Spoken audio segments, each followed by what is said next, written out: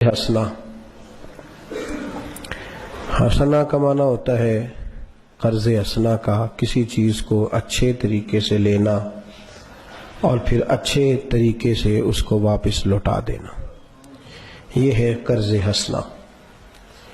اچھے طریقے سے لینا، اچھے طریقے سے واپس کرنا۔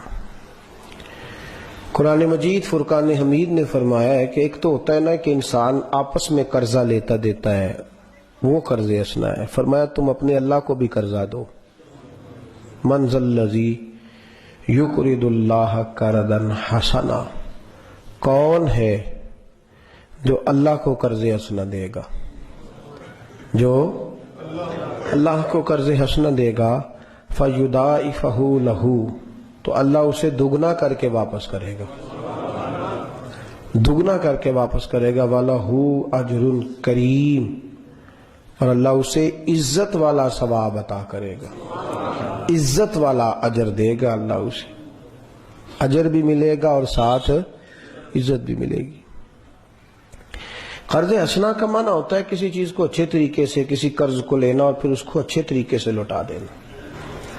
قرضہ شریعت اسلامیہ نے ہمیں اس حوالے سے بھی مکمل تعلیمات سے نوازا ہے۔ انسانوں سے مل کے بنتے ہیں، ضروریات پڑ جاتی ہیں، ایک دوسرے کے کام آنا چاہیے، لیکن ہمارے معاشرے میں حالانکہ قرضہ لینا دینا سنت ہے، لیکن اس ایک بیماری نے بہت سارے دوستوں میں عداوت پیدا کر دی۔ یہ وہ کام جس سے محبت بڑھ سکتی تھی، اسی سے نفرتوں کا بیج بویا جاتا ہے۔ قرضہ تو ایک حسین چیز کا نام ہے، سنت ہے، ایک خوبصورتی ہے، ایک دوسرے کے کام آنے کا ایک طریقہ ہے، اور اس سے تو انسان بھلائیاں کرتا ہے، خوشیاں بانٹتا ہے، ایک دوسرے کے کام آتا ہے، لیکن وہی چیز ہمارے ہاں بگاڑ کا سبب بن گئی۔ سمجھ میں یہ بات آتی ہے کہ ہم نے کسی بھی چیز کو جب لیا ہے تو اس کو ضرورت کے تحت نہیں لیا، مفادات کے انداز میں لیا۔ نبی پاک صلی اللہ تعالی علیہ وسلم نے خود قرضہ لیا ہے، قرضہ اٹھانا حضور کی سنت ہے،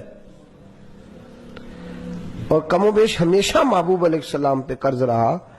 حضور پر زکوٰۃ فرض نہیں تھی، زکوٰۃ دینا فرض ہے، سنت نہیں،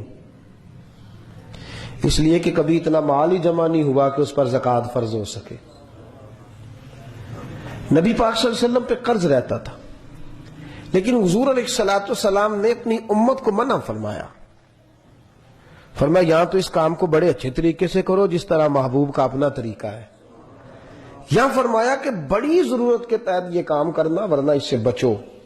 اور حضور علیہ السلام نے فرمایا کہ بخاری میں فرمایا قرض لینے سے بچو، اور کتنے خوبصورت لفظوں میں ہمیں سمجھایا۔ فرمایا قرضہ گردن کا بوجھ ہوتا ہے، گردن کا بوجھ، اور گردن جو ہوتی ہے نا وہ زیادہ بوجھ نہیں اٹھا سکتی، قرضہ گردن کا بوجھ ہوتا ہے، اس سے بچو۔ اور حضور علیہ السلام نے فرمایا قرض دو گناہوں کو ضرور لے کے آتا ہے۔ یا رسول اللہ صلی اللہ علیہ وسلم کون سے؟ تو حضور نے فرمایا مقروض، ایک تو وعدہ خلافی کرتا ہے، دوسرا جھوٹ بولتا ہے، یہ دو گناہ اس کے ساتھ آتے، بچو قرضے سے، یہ گردن کا بوجھ ہے۔ اور دوسرا فرمایا یہ دو گناہوں کو لے آتا ہے، وعدہ اور جھوٹ اور وعدہ خلافی اتنی بڑی بیماری ہے جو انسان کے اندر سے روحانیت کو لے جاتی ہے۔ انسان کو ایسا لگتا ہے جیسے اس کا ذہنی توازن ہی ٹھیک نہیں، اتنا وہ الجھا ہوا ہوتا ہے۔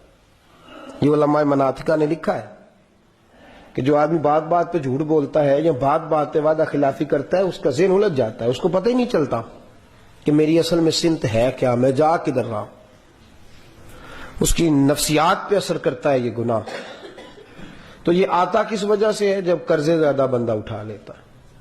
کم سے کم ایک حدیث بڑی خوبصورت ہے، اگر آپ یاد رکھیں، حضرت عائشہ صدیقہ رضی اللہ تعالیٰ عنہ نے عرض کی حضور کوئی ایسا خزانہ جو کبھی ختم نہ ہو، تو نبی پاک نے فرمایا تھوڑے پہ صبر کر لینا. قناعت اختیار کرنا وہ خزانہ ہے جو کبھی ختم ہوتا ہی نہیں.